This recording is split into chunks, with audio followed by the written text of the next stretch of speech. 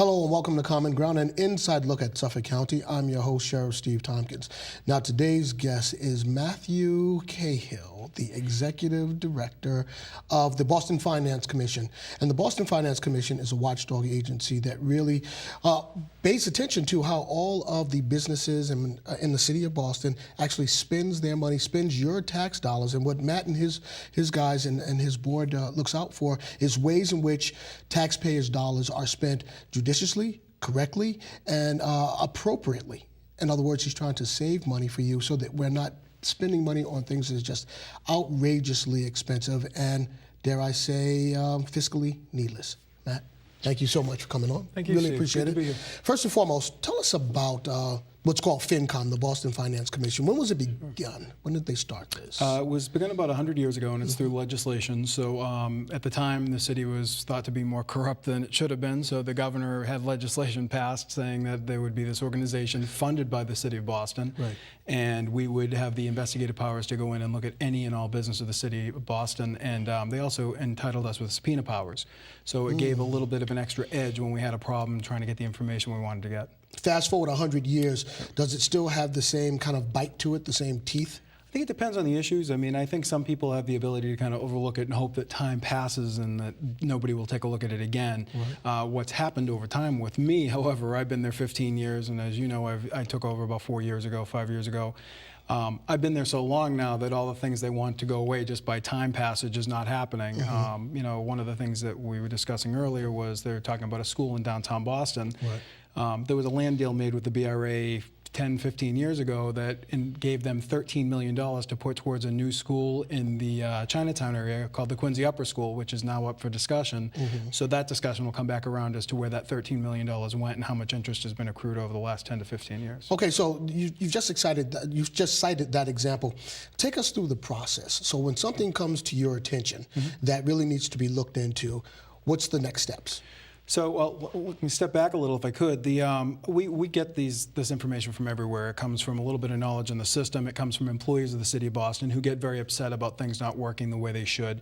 It comes from taxpayers, citizens who see something they're unhappy with, us reading news articles, maybe something that seems kind of not that important to anybody else, but might to us in a business aspect.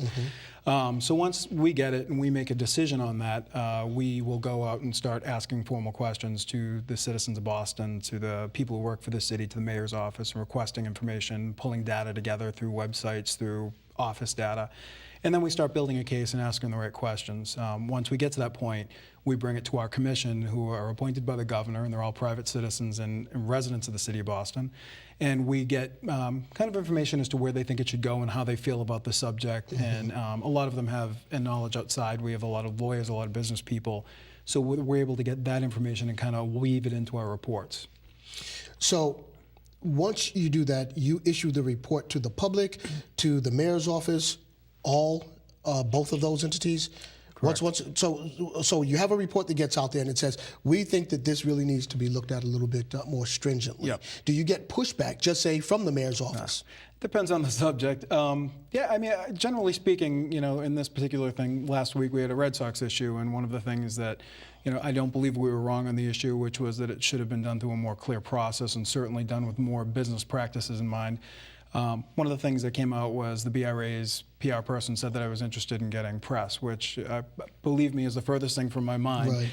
For me, we've had smaller issues over the course of time, anywhere from land deals that just make you feel better as a person working for the city to see that the citizens are benefiting from the money they're putting into it. So I have a tendency to kind of follow up on things. I think one of the department heads told me that I was just a giant pain, but I will follow up and follow up and follow up and try to keep it in the public eye as long as I possibly can, because I think that's where the change gets made.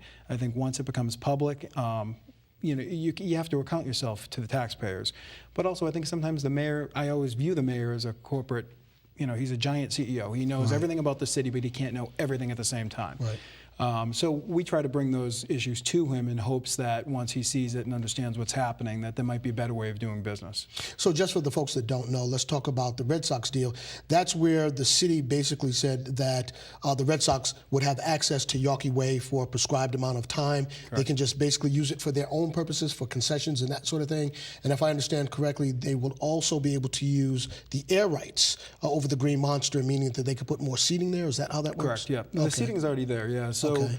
so what they offered them was this air rights for the seats, and essentially what it boiled down to was 4 rows of seats over the Green Monster, which has been there over Lansdowne Street. And then the extra part of this was that they were going to get Yawkey Way to be shut down, which they currently do during during events. Right. And it would be a ticketed event. You cannot get on the street without a ticket. And they have exclusive concession rights, exclusive advertisement rights. The problem within the document was we requested it and the BRA denied that request. And we were running out of time. We found out about it Saturday when it was made public, and Thursday was the vote. Our complaint was, unless you know how much money they're taking in, and we do know this, they made $4.3 million last year on these particular The Red Sox. seats, the Red Sox, on the concessions and on the seats. The city got $183,000. Out of $4 million. Out of $4.3 million, yeah. And that was the deal the BRA struck 10 years ago. Now, this was a renegotiation. In this particular one, they agreed to pay, I think it was $7.3 million over the next 10 years, a little at a time. But this gives them unlimited rights to the streets ad infinitum for however long they play baseball at Fenway Park. One of the other things I requested was, is this just baseball games? Is it events? Is it corporate events? Can they lease it out? Can they do it during concert times? And the BRA didn't want to answer that either. But essentially what I think the city did was, and I say the city, what I'm really saying is the BRA, they've left a lot of money on the table that could have gone through to community good, community development. And I think that the BRA didn't want to have that discussion because they very well knew that this was just a bad deal for the taxpayers. And I cannot fault the Red Sox organization. They are a business. Of course, right. But I can say this, when you are dealing with an entity like this, it would have been better for them to say, let's tie a percentage up and say, if your prices go up, then we get a little more of the pie, and that way we don't have to revisit it later on. This may be hard for you to answer because it may be an assumption, but maybe you do know. Why would the city make a deal that way, in that fashion, wherein, as you say, they left a pile of money on the table?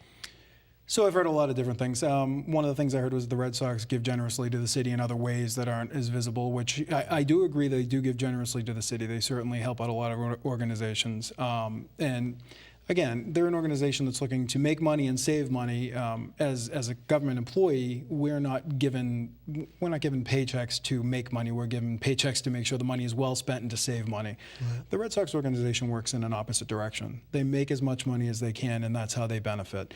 So I think we approach it from 2 different aspects, but I think we probably could have gotten to a better deal if the BRA had simply opened this up to a public discussion. And even when it was brought to them, it didn't seem to be important to them. So I think probably the negotiations were going on a long time before they'd involved us, and they did not want to hear an alternate idea on the subject after the fact. So just for my own edification, being this type of agency, do you just get to talk to the city entities, or can you actually call in representatives from the Red Sox to question them about the deal also? We could. I mean, we do have subpoena powers. Like I said, I very rarely use them, if at all, and because I think it's just it's in a very aggressive stance. If I have to do it, we'll do it. But in this particular case with the Red Sox, what's happened now is that the Inspector General's office got involved at the state level because they were also looking at what a bad deal we had 10 years ago, so now making it worse. So we'll work with them, and we'll certainly have discussions with them. I've had discussions last week and this week with them, and what we'll end up doing is working in tandem to see if we can find a better way of doing business and maybe trying to get a better deal than what we were given in this particular round. So being a watchdog, independent watchdog agency, that means that you're free of any political pressure, so politicians and others really cannot influence what you look at, how you look at it, and what the adjudication is? Correct. We're independent. We don't, we are paid by the city of Boston and the taxpayers, I should say, but we're really not there because the mayor had put us into the position. We're not there because we voted for anybody in particular. We maintain a neutral position, independent both in and out of work. We won't go to any of the political functions because we want to make sure that that stays in place. And it keeps us in a nice even keel that we don't hear everybody's opinion on it, and we don't have to push it in a certain direction, which is a really nice place to be. Okay, so let me ask you the obvious question that folks at home may be wondering. If you're an agency that's funded by the city, but you're looking at how the city or city agencies spend their money, if you ask for more money to expand your services, expand your staff, expand your space, is that forthcoming, or how does that work? So the city donates our space, so that's always a plus. I very rarely have too much to say about it, but they have been relatively good to us. Oh, that's good. As far as expanding our services, yeah, it's a hard argument to have. I mean, a lot of people aren't happy that we're existing now. And over time, from what I heard from the previous executive director, there was probably 14 to 17 people, and now we're down to 2.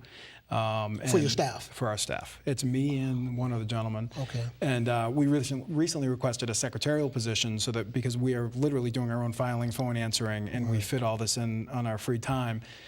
So we're hoping the administrative position comes back so that we can free up our time for more research projects. Now, do you have a board that's attached to the organization? We have a finance commission. The members commission, right. are, there's 5 members. They have to have been residents of the city for at least 3 years, and they come from private backgrounds. They're not allowed to work for the city.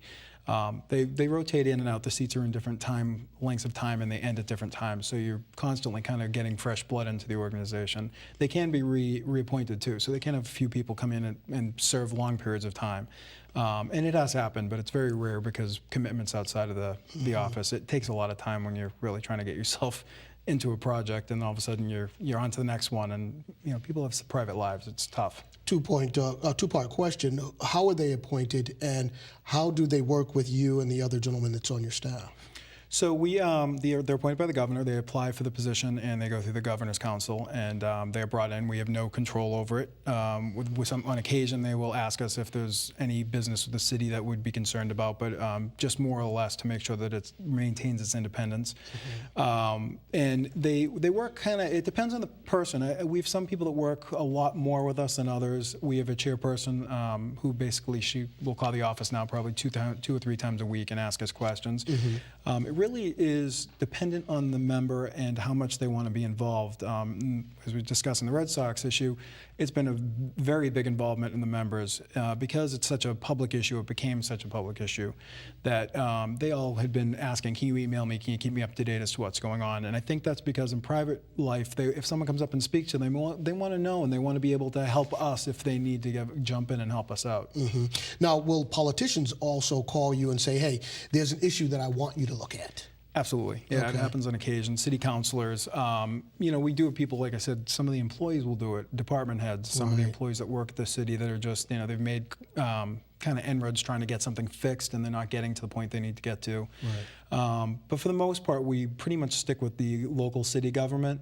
We'll take calls from anybody. Citizens especially are the best part of it, because you're helping somebody out when they might not have a voice in City Hall.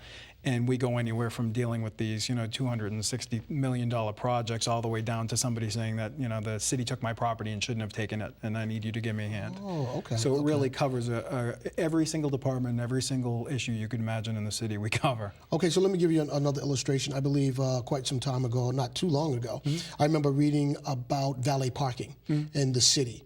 Now, that comes to your attention. Yes. Okay, now what do you do after that? So we, in that particular case, we ended up researching it. We actually came into the city at night,